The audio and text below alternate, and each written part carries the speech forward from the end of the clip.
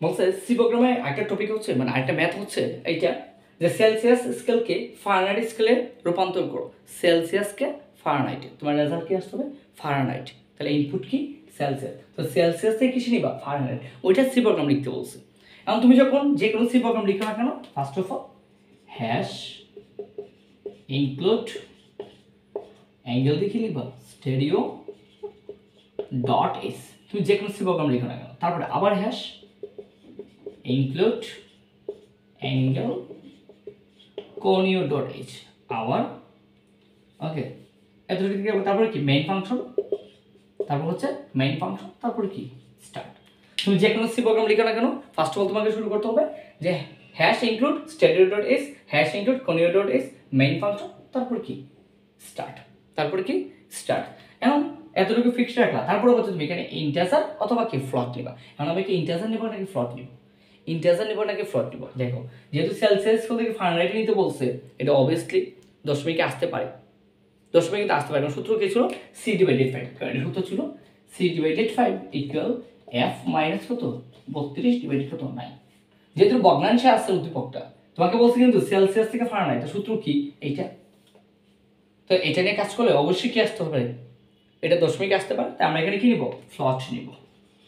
ফ্লট, যে ফ্লট হিসেবে কি নিব? একটাই তো ইনপুট সি, সি কি নিয়ে কত বলছে? ফারেনহাইটে এফ, ফারেনহাইটে এফ সেমিকোলন স্টার্ট।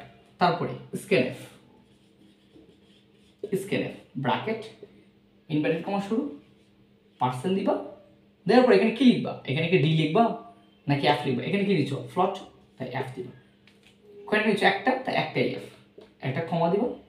তারপর ইন পার্সেন্ট কি নিচ্ছ? সি, একটা নিচ্ছ একটা, তারপর হচ্ছে ব্র্যাকেট দিয়ে হচ্ছে সেমিকোলন। নেক্সট কাজ হচ্ছে কি নির্ণয় করতেছো? কি নির্ণয় করতেছো? সেলসিয়াস স্কেল থেকে ফারেনহাইট স্কেল, সেলসিয়াস থেকে কিসে? ফারেনহাইটে। এখন তুমি ফারেনহাইটে নিচ্ছ, তাহলে ফারেনহাইটের সূত্র লিখো যে এফ ইকুয়াল। এখন এটাকে তোমরা যদি কাজ করো, সূত্রটাকে কোনাকুনি যদি আর গুণন করে দাও, আর গুণন করো, তো সূত্র কি আসতেছে? সূত্র কি আসে? তোমরা হচ্ছে সূত্র আসে হচ্ছে 9 into C, 9 into C, 9 into C. তারপরে হচ্ছে ভাগ আকার আছে, তারপরে ভাগটা এইভাবে দিব স্ল্যাশ আকারে। ওকে, তো যেহেতু তুমি কোনো করে আর গুণন করতেছো, চিহ্নেরও পরিবর্তন হয়ে যাবে, চিহ্নের কি হবে? পরিবর্তন হয়ে যাবে। তাহলে কি হইতেছে? 9 ইন্টু সি তুমি লিখে ফেলছো, 9 ইন্টু সি তুমি লিখে ফেলছো, এফ তো চলে গেছে ওই পাশে, তাহলে থাকতেছে হচ্ছে 5 প্লাস কত 32, 5 প্লাস 32। ওকে, তুমি এইটা প্রসেসটা দেখা দিলে যে ফারেনহাইটে নেওয়ার সূত্র হচ্ছে এটা। এই যে এখান থেকে কাজ করে এই সূত্রটা চলে আসে। তারপরে প্রিন্টএফ, ব্র্যাকেট শুরু ইনভার্টেড কমা দিবা, একটা পার্সেন্ট দিবা, তারপরে কি দিবা? এখানে ডি দিবা নাকি এফ? এফ ইনভার্টেড কমা শেষ, কমা দিবা। কি নির্ণয় করতেছো? ফারেনহাইটে প্রকাশ করতেছো, তো ফারেনহাইট ব্র্যাকেট শেষ, তারপরে কি সেমিকোলন।